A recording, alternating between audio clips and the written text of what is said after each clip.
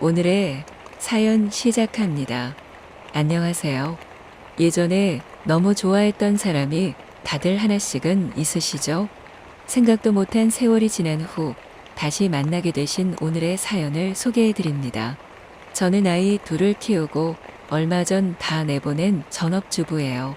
지역에서 나고 자라서 다른 곳으로 이사라고는 한 번도 가본 적이 없어요. 초등학교, 중학교, 고등학교는 물론 대학교까지 인근에서 나오게 되었습니다. 대학 졸업하면서 부모님 소개로 맞선처럼 만났다가 일찍 시집을 가게 된 케이스예요. 전공을 살려서 취직하기도 좀 그렇고 아버지는 대학까지 보내줬으면 할 도리를 다 했다고 그냥 시집 가기를 바라셨고요.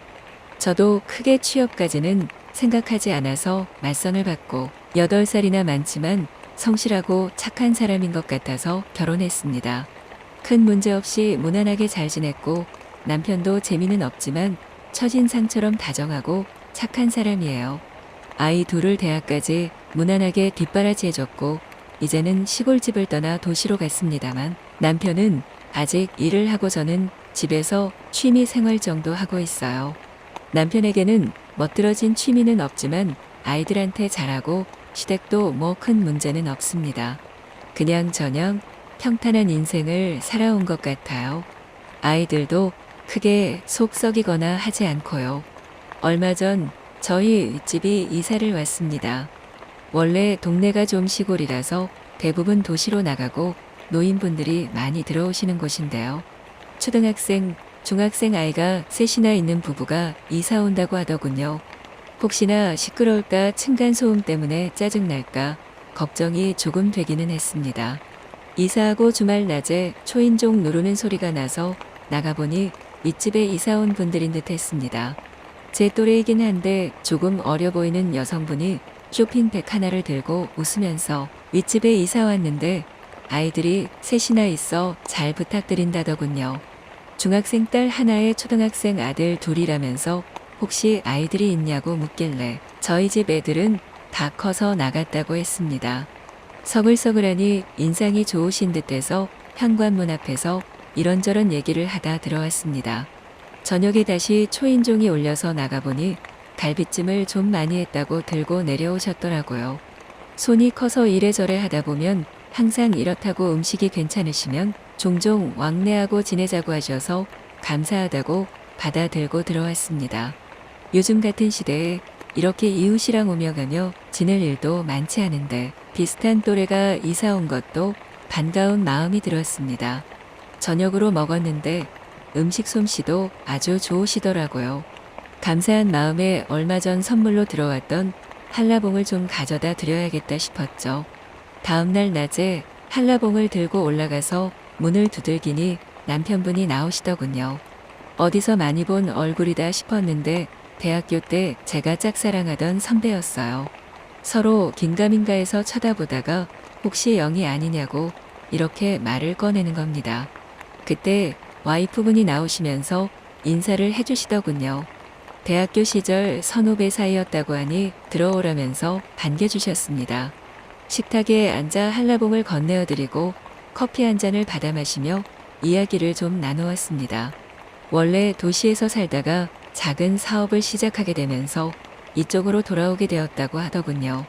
선배의 집은 저희 동네 바로 옆에 붙어 있는 더 작은 시골이었는데 그쪽은 애들 학교 보내기가 힘들어서 그나마 괜찮은 곳을 찾았다고 하네요. 오랜만에 만나서 반가운 마음이 들어 이런저런 이야기를 한참 나누다가 왔습니다. 그 선배는 사실 저의 첫사랑 상대거든요. 저보다 2학번이 높던 그 선배는 굉장히 번듯한 이미지의 학생이었습니다.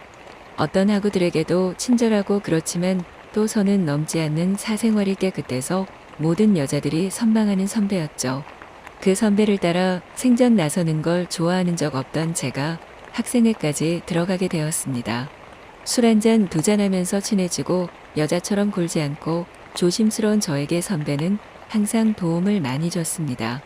왜에만 특별하게 대해주냐고 물어보면 선배는 너희처럼 여자로서 나한테 부담 주지 않아서 좋다는 이야기를 했죠. 사실 제 마음속에서는 첫눈에 반해서 오랫동안 짝사랑했지만 그 마음을 들키면 안 될 것 같았습니다. 어느 날 학생회 회의가 끝나고 다 같이 술을 마신 다음에 집으로 돌아가는 길이었는데 저는 기숙사에 살고 있고 선배는 자취방에 살았습니다. 학교에 가야 한다면서 가는 김에 같이 돌아가자고 선배와 걷다가 학생회실에 들어가게 되었습니다. 불이 꺼진 학생회실에서 술을 마셨고 소파에 앉아 있다가 눈이 마주친 그 순간이 저의 첫사랑이었죠. 처음이라는 것 그리고 큰 의미를 두고 있다는 것을 들키면 멀어질까 싶어서 애써 쿨한 척했습니다. 시니컬한 연상을 좋아한다는 선배의 취향에 맞춰서 이지적이면서도 도시적인 여자처럼 굴었습니다. 그 이후 저희는 아무도 모르게 사랑을 자주 하게 되었고 제가 선배 집에 자주 드나들게 되었죠. 저에게는 그것이 사랑이고 순정이었지만 선배에게는 아니었겠죠. 쌓여만 가는 정을 어떻게 하지 못하고 말해야겠다 싶었습니다. 여느 때처럼 사랑을 끝내고 담배를 피우고 있는 선배의 등 뒤에서 저 사실 선배를 좋아하고 있다고 이야기했습니다. 웃으면서 담배를 끄더니 나는 이 상태로도 좋아 너도 그렇지라면서 어깨를 꽉 잡던 표정이 아직도 기억이 납니다.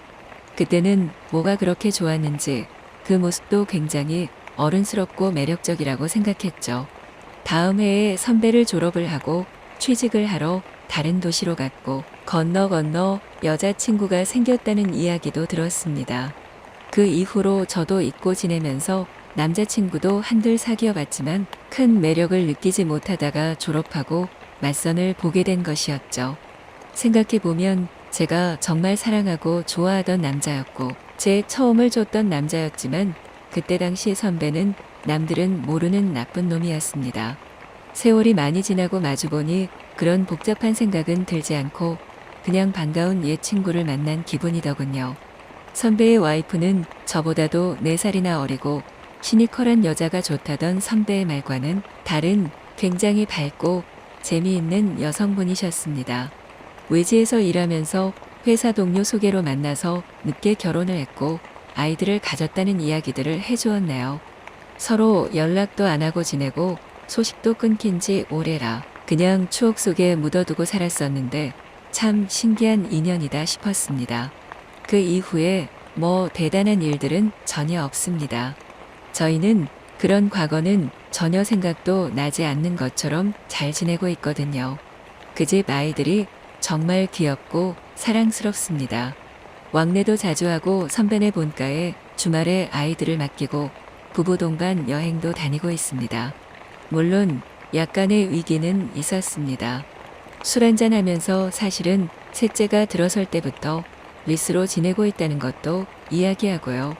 하지만 그런 이야기만 나눌 뿐 서로의 선을 넘거나 하는 일은 없습니다. 그저 동네에 제 또래 부부 친구가 생긴 것 같아 좋기만 합니다. 추억 속의 선배도 나이가 들어보니 남편과 별반 다를 것 없는 느낌이 나요.